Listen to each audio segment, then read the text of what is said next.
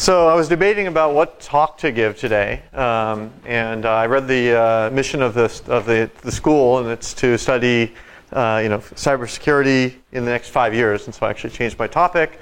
I'm going to give you a sales pitch, but not on any products. It's going to be on a new strategy that we're embarking on at Symantec, which is the company I work for full time, and it is a security information-based strategy. Okay, and I think it will be of interest to you because it actually potentially opens up all kinds of opportunities for interesting analytics and analysis, and also privacy investigations and so on. So hopefully it will resonate with you. If not, then you can kick me out after I'm done. Last thing I wanted to say before I start is, as you can see there, I just finished authoring a new book called The Florentine Deception. I'll give a copy away if somebody is interested in reading it. We can take a little, we can have a little raffle at the end. This is a cybersecurity thriller, so it's a techno thriller, like sort of a National Treasure meets CSI Cyber, but the technology is all realistic. There's no people taking out over alien computer systems with computer viruses. It's all feasible, and in fact, the forward's by Eugene Spafford, who's a noted security expert, and I'm giving all proceeds to charity. Every dime I make, in fact more right now, is going to charities benefiting students and veterans. So, okay, without further ado, let's talk about what we call unified security. That's the working title. So I'd like to start with an analogy about, that would help make this more understandable. And today, the analogy I'm going to use is medicine. Okay. Now, as we know, there are lots of new innovations in medicine today, and a lot of them are telemetric. In other words, collecting information, aggregating the information, and analyzing it across hundreds of millions of patients. And in the past, or even today, often people go to the physician when something goes wrong, and only when something goes wrong. Maybe they have blurry vision, or a cut, or they have pain. Okay, but that's in some sense the old model. But what if we were to change the model, and this is happening right now, and rather than waiting till something goes wrong, what if we were to start measuring health statistics every day for every person, and a number of different health statistics? So what if we measured things like your heart rate over time? Okay, and what if we measured your blood pressure? And continuously. And what if we measured, for instance, what medications you were taking? And by the way, I didn't know this until I started researching this talk, but there are actually smart pill bottles that talk to the internet and say whether you've taken your dosage or not. Okay? So what if we measured your proteome? In other words, the proteins in your blood at any particular time, your genome and so on as well. What if we measured your eating habits? Okay? By the way, this talk was given internally to our engineers, so I used some colorful images. And what if we measured things like your balance? Okay? Now, of course, all of these things we could measure using new sensors. We could give you a little thing to prick your finger for your blood sugar, and we could give you something to measure your dilation of your pupil, and we could measure your balance through some device you stand on every morning. But that's really inconvenient. And so what might we also do is we might take devices that you already use and wear, okay, and then build in additional functions into those devices to measure these health statistics, okay, like smart glasses or the Google contact lens that might measure blood sugar today but may measure protein concentrations tomorrow, a smart insole, and so on. Now, what if we use these devices that you're already wearing, smart clothing, smart insoles, and so on, we collected this data from individuals, and then we transmitted it to a central repository. Now, of course, this would have to be very secure. We'd have to think about privacy concerns, which is probably one of the things you're thinking about. But what if we transmitted it to a central repository and analyzed it in aggregate, anonymously or pseudonymously, okay, across hundreds of millions or billions of people? What might we be able to do? Okay, well, here are some use cases. We could identify latent health problems. So we could say, hey, we analyzed hundreds of millions of people, and people with these three indications ended up getting cancer or diabetes. And you have these three indicators as well, and so therefore there's a high probability you will have this disease too. We can identify root causes. So we could say, for instance, that 3 people became ill today. Guess what? We have geolocation information from them yesterday. They were at a restaurant. It was all the same restaurant. They probably got food poisoning.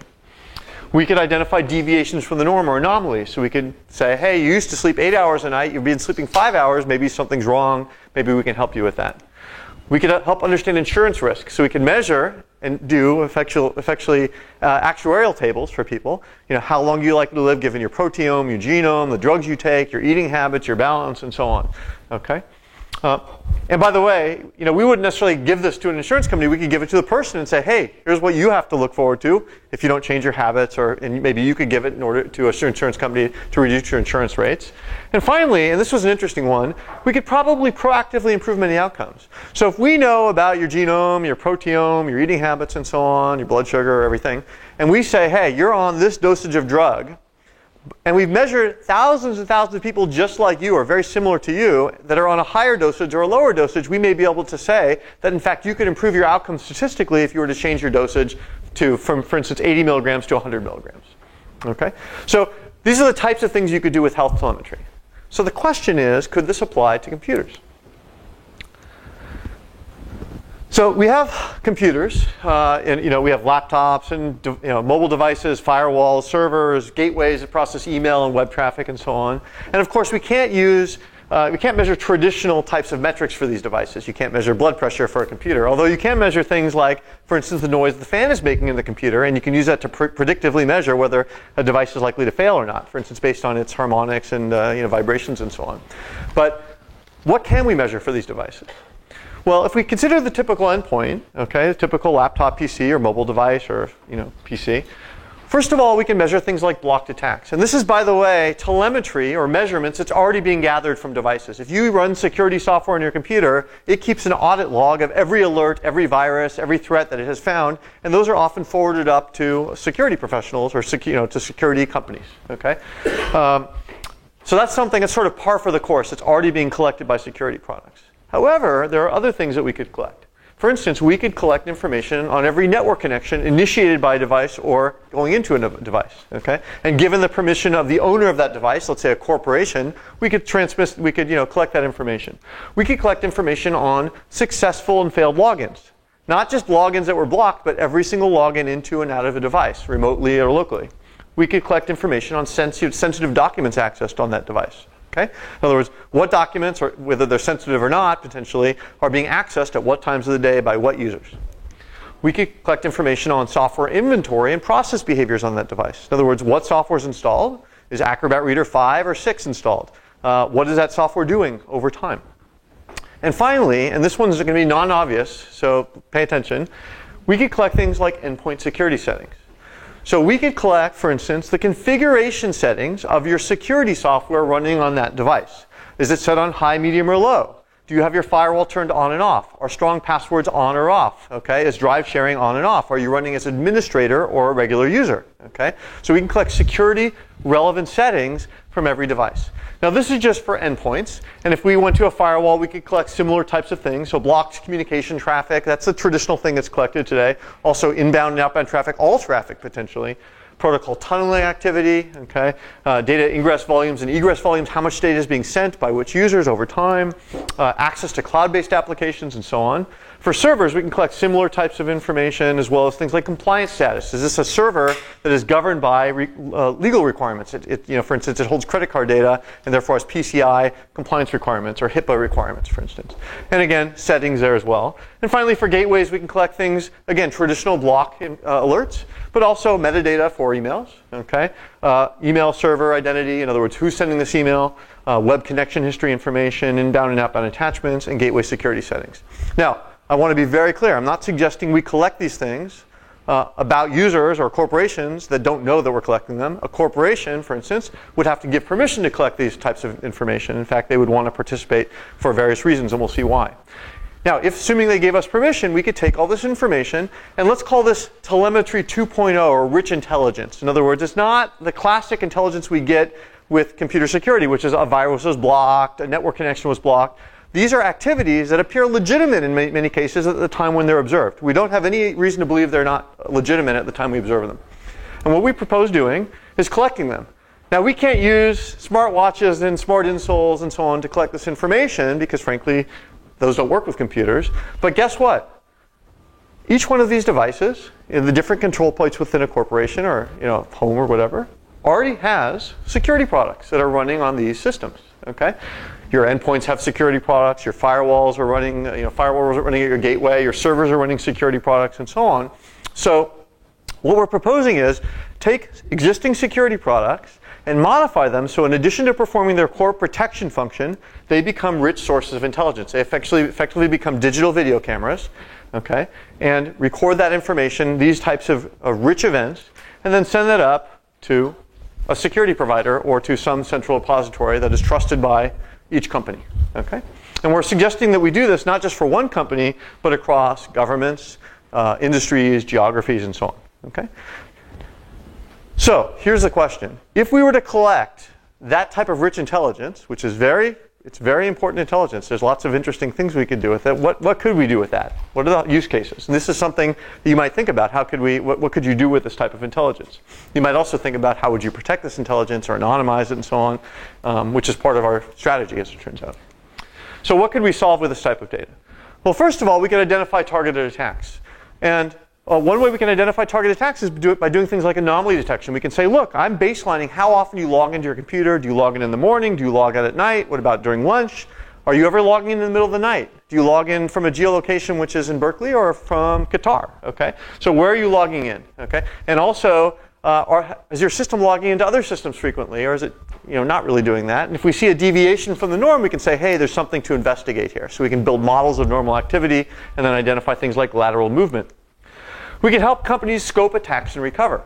So recovery is often very difficult. Once you discover that an attacker's in your network, you have to figure out what they got access to. Did they access your sensitive documents, your cancer cure, your database? Do you have to send out 1 million notifications to your customers saying, hey, there's a problem, your records were compromised, or not? And if we have telemetry such as what documents were accessed, what logins took place during the time of an incursion, even if we discover that incursion later, we can go back retroactively and then figure out exactly what the attacker got to. Did they access your cancer cure document? No. Did they access the employee list? Yes. Okay? Because this type of telemetry would give us visibility into that. And we could talk about what machines they pivoted to based on login and connection details. We can help companies protect information.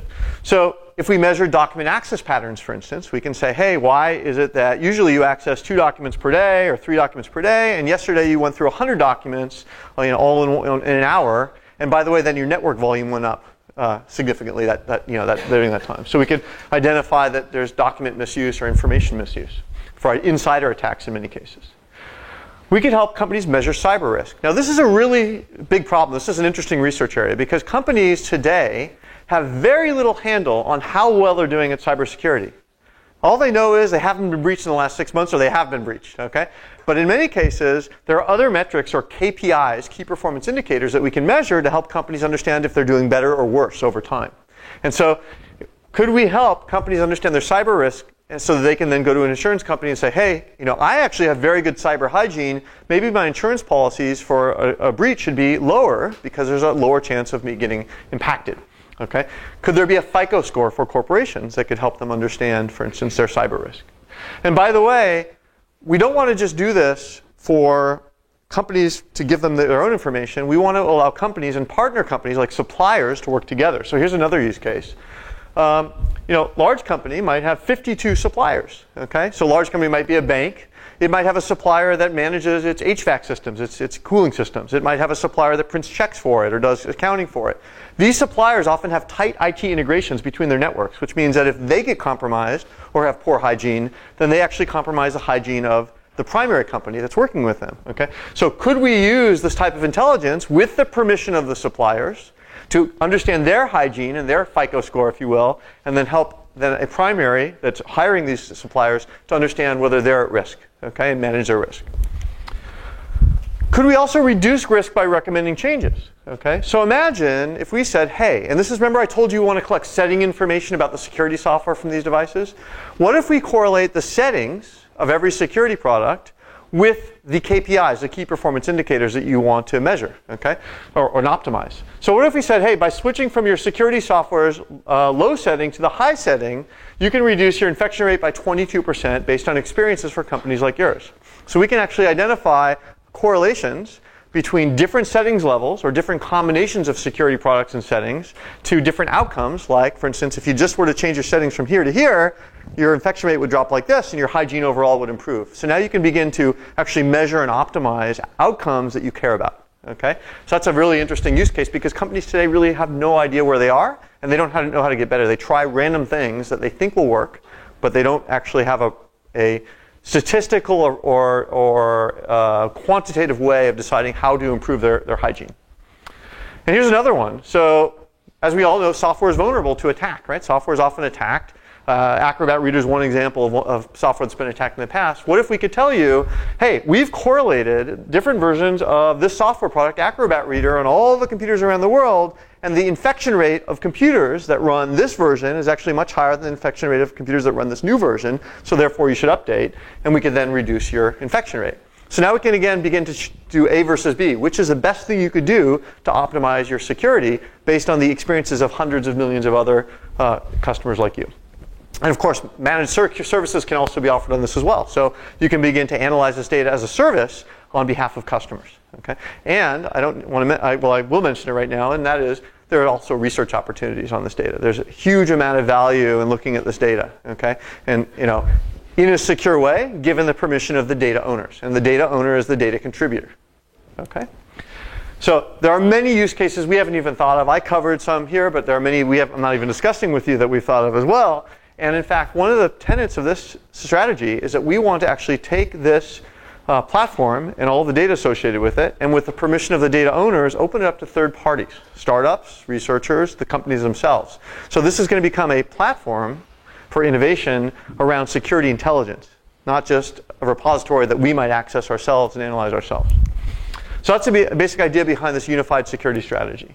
We want to leverage existing security products and services to gather rich security intelligence, okay, from computers, devices, networks, and clouds. So we don't want to go and install new software on all these machines because customers tell us already their machines are slowed down by security software and extra software. So we want to use existing software, optimize it, to gather this information, and only, by the way, collect it if the customer decides to collect it. Okay? So again, this is all about customer opt-in. Okay? Second, we want to securely aggregate the data if the customer is willing to let us from across the entire customer base in a purpose-built real-time and batch big data analytics platform. So the data is going to be coming up. It can be actually processed in real time. So if you have real-time attacks you can detect as the data is coming in, you can do that. It'll also be batched, so you can analyze it in aggregate over longer terms if you want to do big data analytics with things like Hadoop and Spark and Hive and so on. And then we want to enable a secure ecosystem of vendor, customer, researcher, and third-party cloud apps, okay, around the data to protect systems information, investigate, remediate attacks, and reduce risk. Okay? So collect the data, aggregate it, and then securely provision off access based on permissions from the data owners to analyze that data and produce applications, like the ones we just talked about, reducing your risk, identifying attacks, and so on. So imagine, if you will, and this is slideware obviously at this point, if you could go as a customer, you've signed up, you've decided to send your security to us, we're going to secure it for you, okay? We're going to aggregate it and secure it for you. And you could literally go and say, oh, here are the different apps. There's one from Symantec, that's my company. There's another one. These are apps that are analytic apps. They run on the data in the cloud, in our data center, not in your environment as a customer, for instance. And what if one of our customers said, ooh, this target sweep thing sounds interesting from a third party. I want to try that. Okay? So they would go and potentially click on this, and they would get a little box popping up that says, hey, this app, Target Sweep, will require access to the following types of telemetry: network connection events, document access events, ingress badge reader events. Because, by the way, there's no reason we can't merge the physical and the virtual, the cyber, because that's actually very interesting. If you know when somebody's coming to the office, or maybe they're not in the office and they're using a computer, that could be an interesting indicator. Okay, so at this point, the customer will be able to say, nope, I don't want to grant access to this subset of my telemetry to this application, and that's the end. The app would have no access. Or they could say, yep, I want to subscribe, and then the application would do the analytics, and it could then deliver events to them, or visualizations or reports based on that data. And this app would only be able to access these types of data. There would be compartmentalization or containerization of the app. Okay. So I'm going to give you two example use cases. The first is something we call targeted attack detection. And this is, I'll show you exactly how that works in a second, using our telemetry to identify latent targeted attacks. And then security operations optimization. How do you optimize security operations, optimize KPIs, key performance indicators, based on analyzing data from millions of customers? Okay, so what might targeted attack detection look like?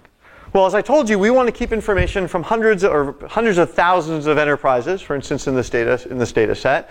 Right now I'm showing you two, company one and company two. And in this case, we're storing three types of data. Connection data, in other words, from an endpoint machine that connected on the internet, what software initiated the connection, where did it connect to, and so on. Email history and web download history. Where are you getting files off the internet? Okay? And these are things that could be, for instance, gathered by firewalls or endpoint security software or gateways. Now let's imagine that on Monday, December 8th, we see a machine in company 1 actually communicating over on the internet to a server. Now on December 8th, this connection looks entirely legitimate. There's nothing to lead us to believe that this connection is bad. Maybe somebody's visiting a blog during their lunch break or something. We don't have any reason to believe that this is an invalid connection. However, what will happen in this new model is that if you look at the connection history for company 1, okay, we're going to log that new event. Okay, so that new event will actually be logged even though it appeared normal and not suspicious at the time it occurred. Okay, now let's imagine a week later we discover that this server was actually a command and control server. In other words, it was implicated in a targeted attack by some unknown attacker who's trying to steal intellectual property from company 1. Okay, in this case, what we can do is we can say, well, wait a second. We actually have retroactive intelligence on all the network connections that took place inside these corporations, so we can begin to look and say, oh, guess what?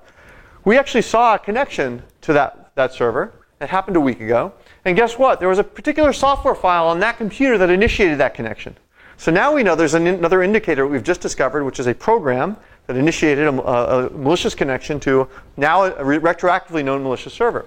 We can then say, where did that program come from the internet? Well, guess what? It was actually downloaded from a website.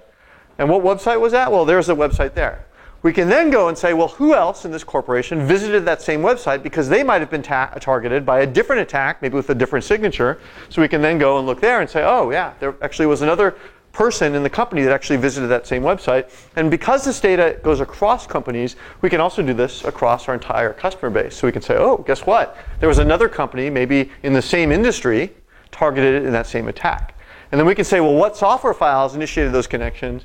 And, for instance, and then we can go and correlate that with more connections. And we can say, ooh, guess what? There's additional connections going out. The attacker's really throughout the network. Okay? And this is actually a chart that was built by this application using the telemetry we have today. So we already collect a limited amount of telemetry, much more limited than I discussed earlier, given customer permission. The yellow item here is actually the seed. In other words, that was like that initial connection that we saw that was suspicious, that we now know is suspicious. Everything else was derived by spidering the telemetry. And of course, you have to be very careful as you spider. You have to stop. For instance, if something connects to Google, you don't implicate everything that's ever connected to Google before, right? You have to actually, it's called the pizza delivery problem. You have to, everybody who calls a pizza delivery, company shouldn't be implicated in a dragnet or something, if a bad person does. So all of these indicators were unknown at the time when we collected and identified that first malicious indicator. And now these can be then searched for across the customer base to identify others that might be subject to an attack. Okay? So this is one example. Here's a second, which is security operations optimization. So again, KPIs are key performance indicators. So imagine that we measure, as I said, we're going to collect security settings from every security software product and from operating systems and so on. And imagine if we find that two settings lead to one KPI, which is number of compromises per 1,000 machines per month. Okay, that's one metric that we can use. You can measure that and compare across different corporations. And imagine that these settings yielded 20 compromises per 1,000 machines per month. Okay? Imagine that we found that those customers that actually had a different set of settings actually had only 6 compromises per 1,000 machines per month. And customers that used a different set of settings had 12 compromises per 1,000 machines per month. Now, of course, there's lots of interesting math you have to do, just like we already do in medicine, in order to remove other settings that might not be relevant. In other words, you're saying all things being equal except for these settings, what will be the impact on the hygiene of the network with respect to this KPI? You can measure these things. Okay, and then we can make a recommendation like this. Based on 240 other enterprises like yours, if you change your settings from their current values to these new settings, we could reduce your compromise rate, your KPI that you care about, by 22.5%, saving you 62 person hours per week of security operations. So again, the idea here is that we want to allow government agencies, enterprises, entities that might be attacked to actually manage their security in a quantitative way, so that if they can reduce their operational expenditures in order to manage their security, that means they can take those people and put them on more important attacks, for instance, advanced targeted attacks, or maybe doing other things. So we can help people optimize their security rather than making it a hit or miss process. And here's another example, as I said. Based on 327 other enterprises like yours, if you replace your Acrobat Reader version, which is currently deployed, with this new version 11.0, we can further reduce your compromise rate by 17.1%. So we can do these correlations. We can now help enterprises and government agencies understand exactly what the top 5 or 10 things they should do to improve their hygiene, or whatever KPI is important to them, whether it's minimizing the person hours or minimizing their compromise rate, or things like mean time to discovery. That's another KPI. If you deploy these settings, your mean time to discovery of a threat from ingress to discovery can be minimized maybe. Or your mean time to remediation. How long does it take once you discover a threat for you to remove it from your network and call it closed, okay? These are all things that can be measured, console hours spent, and so on. And so we can now figure out for each corporation or entity what is the desired KPI you wish to optimize, or KPIs, and we can tell them exactly the top N things they should do in order to improve their state. So these are some of the things we're doing with this platform now, but I want to share with you some potential questions that you could think about. So first of all, what new use cases could you think about and solve if you had access to this diversity and volume of intelligence and you were given permission by the data owner to access it? Because again, we are not granting anybody access to any data unless the data owner, let's say an enterprise customer, Acme Co., gives permission to you to analyze it. So this is not just, oh, you have lots of data, you can analyze it. You have to work with the customer and say, I need permission. Okay?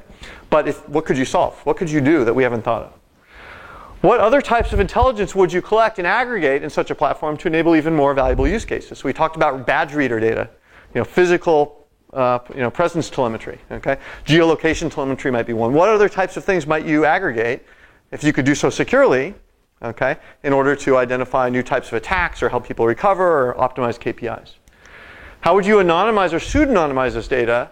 And I don't know if people know what pseudonymization is, but people know what a pseudonym is. That's when you have a fake name, and if you publish 5 novels, like The Florentine Deception, okay, if you publish 5 novels, you might publish them all under John Doe or Jane Doe, and therefore they don't know who the real author is, your buyers, but they all know that they're by the same author. Okay, you can do the same thing with telemetry. You can say this data is all from user 12357, even though we don't know who that is. Okay, and so we can anonymize. That's called pseudonymization. You have a pseudonym for the user or for the machine, or even the enterprise in some cases. So how would you go about doing that pseudonymization to preserve privacy, but also help and enable correlation? Because if you simply throw out all identities, and I don't know that the 5 events that came from your machine actually came from your machine, there's no way I can correlate them and say, oh, there's unusual activity on your machine. Okay, so that's an interesting problem. And you might also say, well, assuming you had this data and you did anonymize it in a particular way, how could you figure out who it really was? And you probably could in some cases. These things are challenges. This is why we really want to tightly control the data. Given data residency laws that prohibit export of PII, private information, across borders, how would you mine geographically siloed data in aggregate? So for instance, if I have EU data, which I'm allowed to keep in the EU, and I have North American data, which I'm allowed to keep in North America, let's imagine I want to do that discovery algorithm where I discover the common indicators across both data sets without sharing information. How would you do that? Okay, it's sort of an interesting research problem as well, computer science problem. How can you minimize the amount of information sharing to comply with laws or local customs, which are often more important than the laws, in order to analyze the data and discover new attacks or mine things? How would you provision secure access to relevant subsets of the data to containerized apps to prevent leakage? So again, if I have an app being some analytic that runs on the data to compute some result, like you're under attack, or you could optimize in this way, or here's your FICO score, okay? Third parties are going to build those apps potentially. Third-party startups, okay, researchers. How might you, and we have some thoughts about this, containerize or effectively put a bubble around that third party so they can't misuse that data as they're analyzing it, or exfiltrate that data as they're analyzing it, okay? What level of aggregate statistics about the data can be safely shared without compromising the privacy of individual contributors? For instance, can I say, for instance, that the average hygiene of the Fortune 500 of their network, their average FICO score is this? That's probably safe to say, okay? That's not going to implicate any particular company. But if I do say the average FICO score of oil companies between a $5 billion and $6 billion market cap is this, that might identify a single company and then compromise the privacy of the company. So what are the metrics that we can perform on this that don't actually reveal anything that would leak privacy, that yield value? Okay. And finally, and there are many other questions, obviously, you probably have, we can talk about them, but how else could you use this data to optimize security operations, enabling companies to do more with less? Because the big problem people have is they don't know what to do. companies don't know how to manage their security. They flip switches and in a hope that it will improve things, and they have no way of measuring whether it's actually improving things. They just don't know. So if we can help companies get a handle on how to tune up their environment across KPIs that are important to them, that means they can take those resources and really focus on the targeted attacks, where the real attacks, not the garden variety attacks that are 99%. Because this problem that we're solving is not about a needle in a haystack. It's about a needle, the targeted attack needle, the state-sponsored attack needle, amongst 100,000 other needles in a haystack. And the 100,000 other needles are what cause all the problems that people waste their time on, which means they miss the needles that are important. Okay, and we can open up for discussion.